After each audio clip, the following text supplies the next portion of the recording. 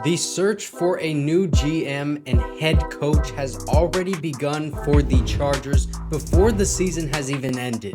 Now, Josina Anderson reported on Twitter that the Chargers head coach and general manager searches are happening simultaneously, so not trying to pick one before the other. And some early favorites: Dan Quinn, Eric Bieniemy, Jim Harbaugh, and then possibly, that's a big word right there, possibly Bill Belichick. All of these guys have Super Bowl experience. And also, a little bit of news came out today about Jim Harbaugh and the Chargers, so that's exciting, but I want to keep that for the end of the video because a name that I have not talked about yet is Dan Quinn.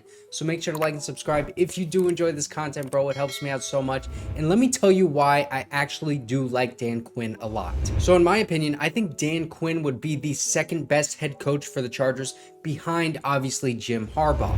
Dan Quinn, he began coaching in 2001 in the NFL with the San Francisco 49ers, I believe it was, and then he worked his way all the way up to become the head coach of the Falcons in 2015. He earned that job after being the defensive coordinator for the Seahawks for 2 seasons, winning 1 Super Bowl, and then leading that Seahawks defense to be one of the best in NFL history, man. That is not an exaggeration because they allowed the least points, the least yards, and had the most takeaways in 2013 when they whooped the Broncos in the Super Bowl. I'm sure we all remember that. It was like 43-8, and that had only been done once by the Bears in 1985 with all of those season stats. And keep in mind the takeaways, because that's going to be a theme here with Dan Quinn. A lot of turnovers on defense. And he started really hot with the Falcons in 2015, 5-0 record, but ended that first season at 8-8 and then missed the playoffs.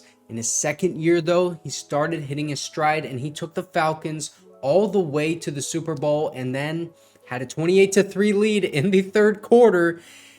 And obviously, we all know, famously, the Falcons blew that 28-3 lead against Tom Brady and the Patriots. And the team, after that, they would just struggle with hot and cold streaks and then a lot of injuries throughout the rest of his time as head coach. And in 2020, he was fired after an 0-5 start to that season.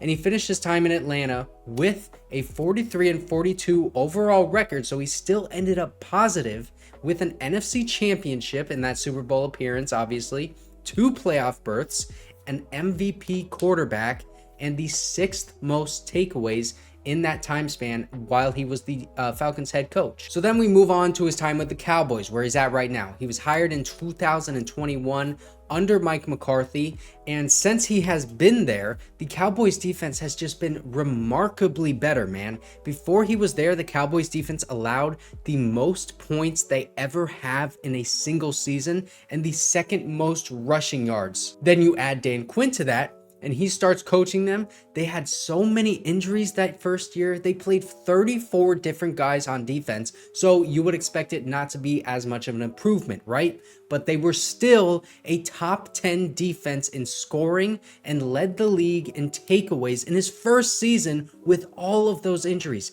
And that led to him being the 2021 AP NFL Assistant Coach of the Year. And that Cowboys defense, ever since, they have continued to improve with Dan Quinn as the defensive coordinator. They get a lot of turnovers, which is basically, that's the Dan Quinn specialty right there, because they did it a lot in Seattle and Atlanta, and now they do that a lot in Dallas. He's part of that Marty Schottenheimer coaching tree. I'll put that up right now. And that's a very popular name among Chargers fans because that was really basically like our last good head coach. And he is part of that tree. And if you're a fan of Kellen Moore, then it is a legitimate possibility that he would keep him around, because if you look at this tree, Mike McCarthy is right up there at the top left, and Mike McCarthy was the head coach of the Cowboys when Kellen Moore was the offensive coordinator. Now he's with us, obviously. And if you're going to keep around Kellen Moore, which is a legitimate possibility with Dan Quinn as head coach, then you might as well keep around Ryan Ficken, who has been our best special teams coach since my entire life. Literally my entire life. This is probably the best Chargers special teams that I have ever seen. So then you would keep the offensive coordinator, you would keep the special teams coach, which would be kind of controversial for some Chargers fans because I know a lot of guys like Kellen Moore and a lot of Chargers fans, they do not like Kellen Moore. But let's say they keep those 2 guys and then Dan Quinn just completely revamps this defense and does everything that he wants to do. And that to me is very, very exciting, because can you imagine what he would do with Derwin James, bro? Woo! I just pulled it up just thinking about that, man. He has been so good about coaching teams that have a lot of defensive players that get a lot of interceptions, force a lot of fumbles. Takeaways is his main bread and butter in coaching. And Derwin James is the exact kind of X factor that you have on defense in order to make those game-changing and those really super impactful plays.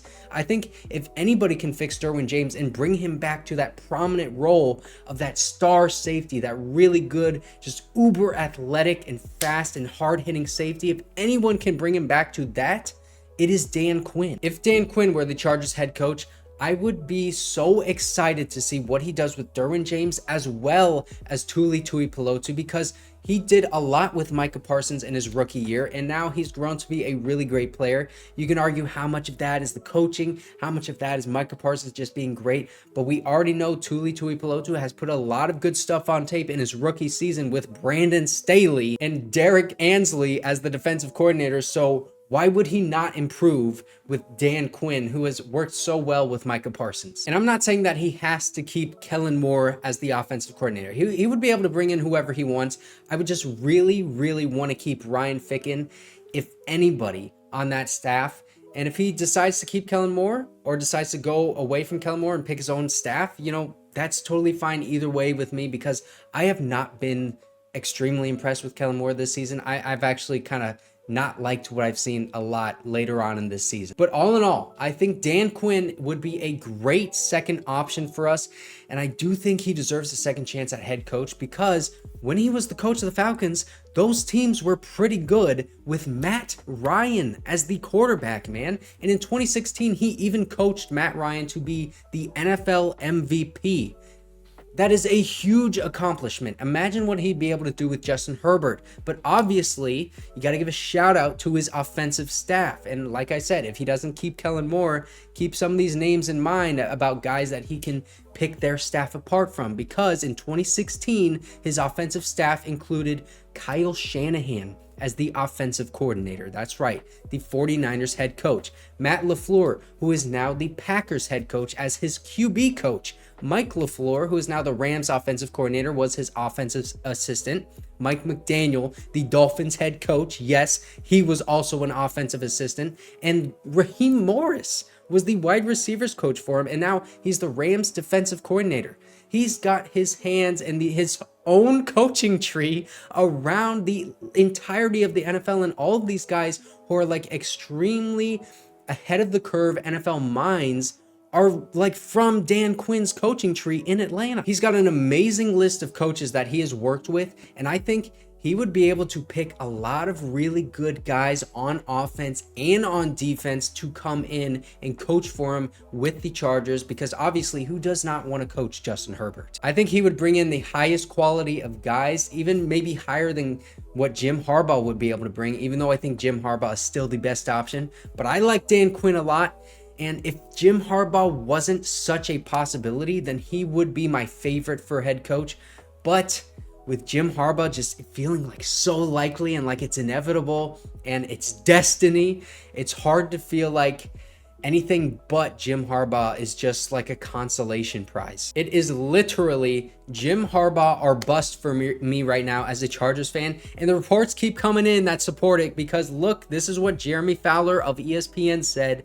Jim Harbaugh to the Chargers has gained steam in the NFL circles, and the Chargers have interest and are doing some homework on him. Everything is lining up for Jim Harbaugh to be the head coach of the Chargers, but if something happens and we don't get Jim Harbaugh, I'm kind of gung-ho for Dan Quinn, to be honest with you. I know Eric Bieniemy was one of the guys mentioned in that Josina Anderson report.